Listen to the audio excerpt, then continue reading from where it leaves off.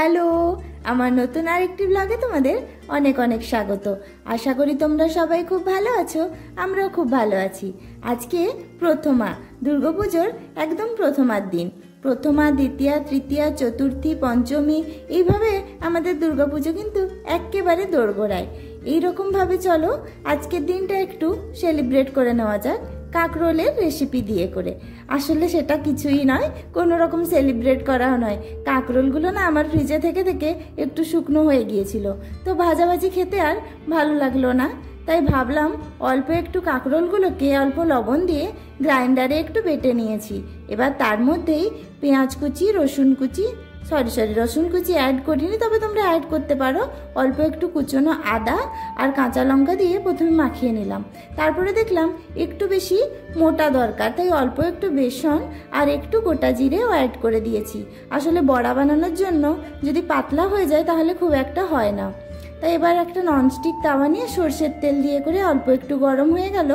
এবার ওইটাকেই বড়ার মতন করে বসিয়ে করে ভেজে নেব। আসলে কাকরোলের এরকম নর্মাল কেটে করে নুন হলুদ দিয়ে মাখিয়ে যে আমরা ভাজাগুলো খাই ওগুলোও ঠিকই লাগে, কিন্তু ওই যে বললাম না শুকনো হয়ে গেছে, তো ওটা ভাজলে আর ভালো লাগতো না। তাই এইভাবেই দুপুরের খাবারের জন্য এই আইটেমটা একটা অ্যাড করে নিলাম। মা মেয়ে মিলে খাবো, মেয়ে অতটা খেতে চায় না, তাই আমার পেটেই যাবে সবগুলো বড়া ভাজা।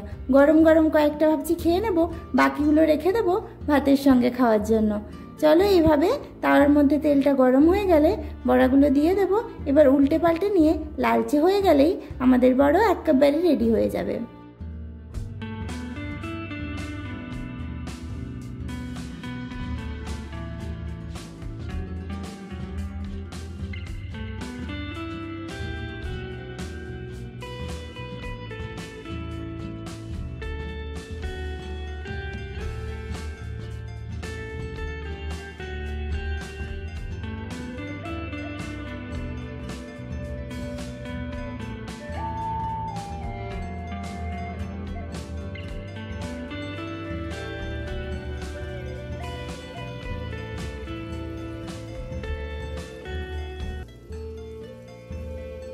বড়া ভাজা কিন্তু একেবারে রেডি হয়ে গিয়েছে। যারা বড়া খেতে ভালোবাসো তাদের কাছে কিন্তু খুব টেস্টি হবে এটা। একবার অবশ্যই বাড়িতে ট্রাই করে তোমরা দেখতে পারো। এবার চলো ঝটপট করে মেয়েকে খাইয়ে নিয়ে আমিও খেয়ে নিই, তারপরে একটু রেস্ট করব। মেয়ে অনেক দিন ধরেই বায়না করছে পার্কের দিকে যাবে। আসলে অনেক দিন ধরেই যাওয়া হয়নি ওকে নিয়ে। এরপরে অল্প একটু ঠান্ডা পড়লে ওকে নিয়ে আবার বেরোবো। তো আজকের ওয়েদারটা মোটামুটি ঠিক ছিল, বৃষ্টি হয়নি। তাই ওই 4টা সাড়ে 4টা মতন বাজে ও বললো চলো একটু সামনের পার্কটায় যাব। এখানে দুটো স্লাইড বানানো আছে, আর বাচ্চাগুলো ওই ফুটবল আর বাচ্চা ক্রিকেট খেলতে থাকে মাঠটায়।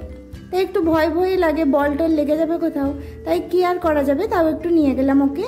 আবার এখানে স্লাইডগুলো না সিমেন্টের তৈরি, বসতে গেলেই প্যান্টে লেগে যাবে কাদা, তার উপরে প্যান্টগুলো ফেটেও যায়। অর্ধেক প্যান্ট তো এই স্লাইডিংয়েই ওর ছিঁড়ে গিয়েছে। ছোটোর সময় আসলে ও রেগুলার আসতো ওই পার্কটাতে, এখন অবশ্য আসাটা কমে গিয়েছে। তো যাই হোক চলো, একটু ওর মনটাও ফ্রি হয়ে যাবে, আর আমারও বেশ ভালো লাগছে বাড়ি থেকে বেরিয়ে। ঘরের মধ্যে বসে থাকতে থাকতে বোর হয়ে গিয়েছিলাম। তো যাই হোক ওকে বললাম তুই একটু স্লাইড কর, আমি একটু এখানে হাঁটাচলা করছি। তো প্রথমটাই যেতে চাইছিল না, তারপরে বললো মজা পেয়ে গিয়েছে, অনেক দিন আসলে করেনি তো, তাই বোধহয় কীরকম লজ্জা লজ্জা পাচ্ছিল স্লাইডকে দেখেও।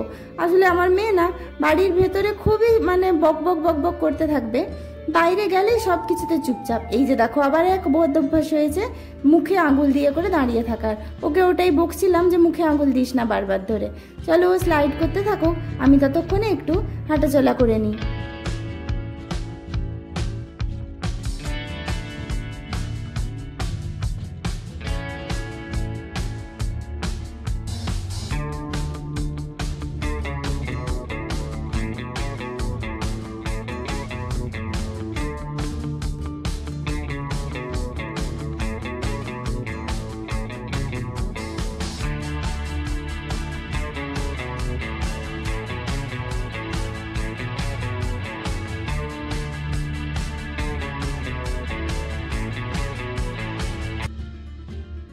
পার্কটার মধ্যে সেরকম বিশেষ কিছুই নেই, তাও রকমও আসতে ভালো লাগে। এই যে দেখো রড দিয়ে একটু উঁচু উঁচু করা ছিল, ওখানেও বাচ্চাগুলো ঝাপাঝাপি করতো, কিন্তু আজকে আর ছিল না।